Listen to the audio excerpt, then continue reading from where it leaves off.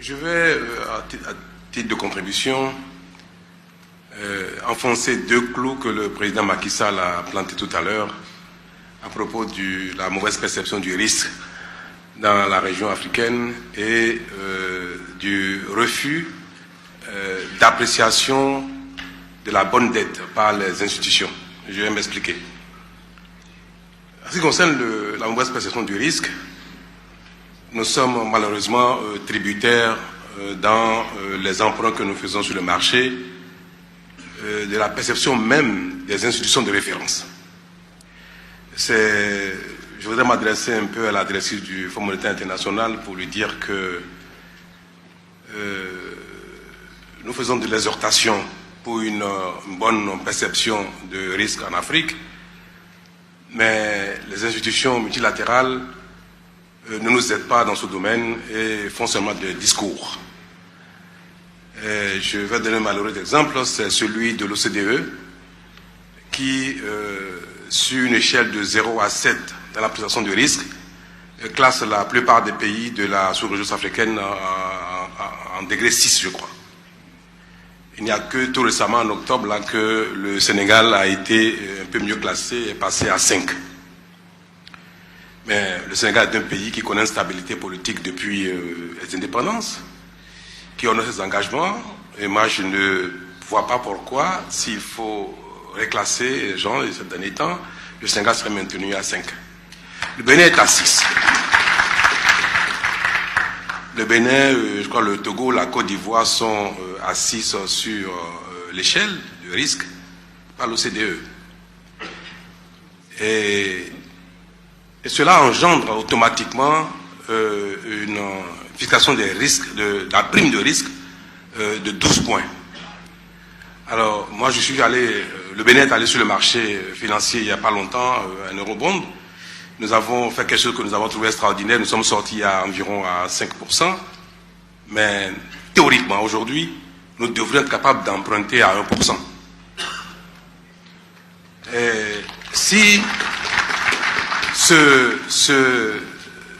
cette caricature que le marché a et qui est renforcée par des institutions aussi importantes, si ce n'était pas le cas, la France va sur le marché aux environs de 1%, nous pourrions être aussi à 2 ou à 3, mais pas à 5, pas à 6, pas à 7%.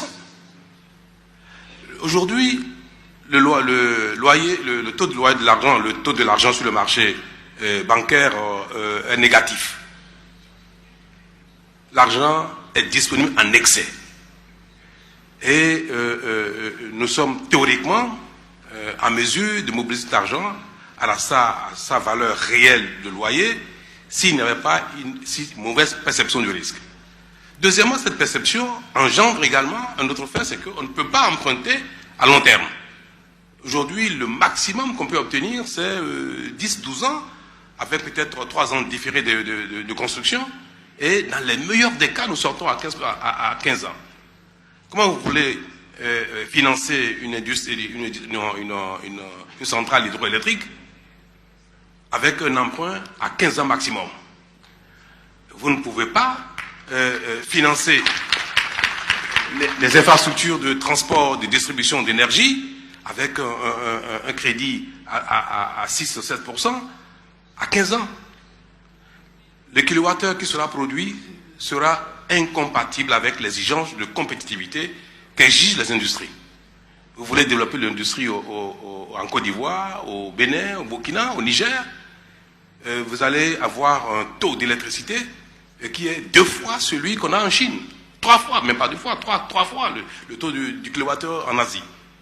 Et ça, une bonne partie, sinon l'essentiel de ce travers est lié à cette mauvaise perception qui fait qu'on ne peut pas avoir de crédit long, les taux sont élevés et les investisseurs privés, quand ils viennent investir dans nos régions, demandent un rendement de 40%, 30%, alors que dans le monde aujourd'hui, les rendements de l'argent en investissement sont de 8%. Quand on a 10% dans le monde, c'est le jackpot. En Afrique, on demande d'avoir 30%, 40% de rendement. Ce sont autant d'éléments qui font que nous avons du mal à nous endetter alors que l'argent existe Et la dette est devenue le seul moyen, le principal moyen de financer le développement parce que l'aide au développement n'existe plus. Tout à l'heure, le président Ouattara a parlé de crédits concessionnels. Mais le marché privé, aujourd'hui, est capable de faire du crédit concessionnel. Puisque nous pouvons avoir du crédit à 1%, nous pouvons avoir du crédit à 30 ans. Il n'y a que la partie don qui n'existe pas dans le crédit privé. Donc, aujourd'hui, c'est vrai, nous avons le malheur de nous réveiller trop tard dans un monde où la plupart des pays ont fini de construire les investissements, les infrastructures de survie. L'eau, l'électricité ne sont plus des questions qu'on se pose en Europe. Aujourd'hui, nous, boire de l'eau est quelque chose qui paraît mystérieux, sinon pas mystérieux, paraît magique pour que toutes nos populations aient de l'eau potable. C'est le genre d'investissement que les autres ont eu à réaliser depuis le temps passé où le monde n'était pas ce qu'il est aujourd'hui. Nous sommes aujourd'hui confrontés à cela. Mais nous avons un autre avantage. Nous sommes dans un monde aujourd'hui où l'argent existe en abondance et en excès. Il faudrait que les institutions de référence notamment n'aggravent pas la mauvaise perception du risque d'investissement dans la sous-région, tout au moins. Sinon, l'idéal serait qu'elles soient capables d'inventer de nouveaux instruments pour accompagner les besoins de financement auxquels nous sommes confrontés. Il y a également un autre aspect que je voudrais aborder rapidement, ce sont les critères de convergence. Aujourd'hui, nous avons adopté cela aussi au sein de l'UMOA, qu'il ne faut pas que le déficit public dépasse 3% du PIB, il ne faut pas que la dette cumulée dépasse 70% du total du PIB, mais en réalité, ces critères ne peuvent pas nous permettre de nous développer, ce n'est pas possible. Moi, j'ai noté avec étonnement les propos du président Macron sur ce critère qui fait partie de la part de convergence, qui dit que 3% de déficit est dépassé. Si la France estime que limiter ce grand pays à 3% de déficit par rapport au PIB est quelque chose qui n'est pas conforme, qui ne facilite pas le maintien du développement de la France, comment un tel taux de déficit peut nous permettre de nous développer, nous qui avons tout à construire. Donc, je voudrais prier le président Ouattara, qui est le président des 6 de l'UMOA, que les réflexions s'engagent au sein de notre institution, pour réviser même ces critères différents et avoir la bénédiction du FMI, la bénédiction de la Banque mondiale, pour que nous puissions aborder ces choses-là. Nous pouvons, chers amis, avoir un déficit public supérieur à 3% et avoir de la dette soutenable.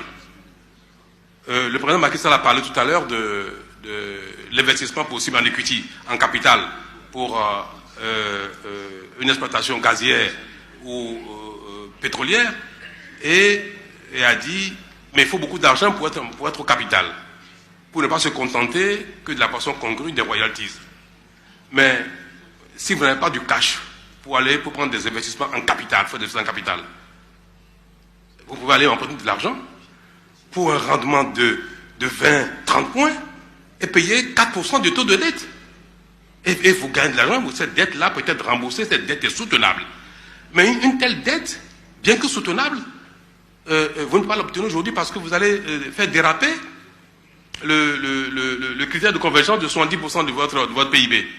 Et aujourd'hui, moi j'ai constaté malheureusement ces dernières années où nous avons beaucoup de soutien avec le FMI, que le FMI refuse d'apprécier, d'examiner la qualité de la dette, c'est-à-dire la qualité de l'investissement que la dette veut financer. Parce qu'on peut faire un investissement qui est tellement rentable que ça génère de la richesse, des revenus sur le long terme. Alors, quand vous voulez mobiliser une telle dette et que ça génère un dérapage des critères de convergence, le FMI me dit non, moi je ne sais pas apprécier une qualité de dette. Je ne sais pas voir si une dette permet de gagner de l'argent sur 10, 20, 30, 40 ans et quel est le niveau de ressources que ça peut engendrer. Ça, c'est l'affaire de la Banque mondiale. Vous avez la Banque mondiale, elle vous dit, moi, mon rôle n'est pas d'apprécier la soutenabilité de la dette. Je ne sais pas, c'est pas dans mon rôle. Eh bien, du coup, nous sommes dans l'impasse. Celui qui a le pouvoir d'apprécier la soutenabilité de la dette, sa viabilité, dit, ce genre de calcul de qualité, je ne sais pas le faire, c'est pas dans mon rôle. Celui qui sait le faire dit, c'est pas mon rôle d'analyser la dette. Alors, nous sommes dans l'impasse, donc on nous empêche, même quand l'opportunité de financer un projet viable, intéressant, créateur de richesse existe, nous sommes bloqués, on ne peut pas avoir, sauf à faire parfois un peu...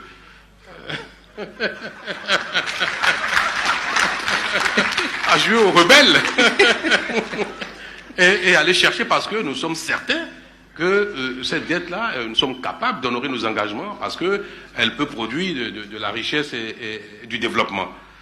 Ce sont des choses qui, aujourd'hui, exigent de nous tous, notamment des institutions, qu'il y ait une refonte de la réflexion et des modèles d'analyse, non seulement de la viabilité de la dette, de la soutenabilité, et également des critères de convergence.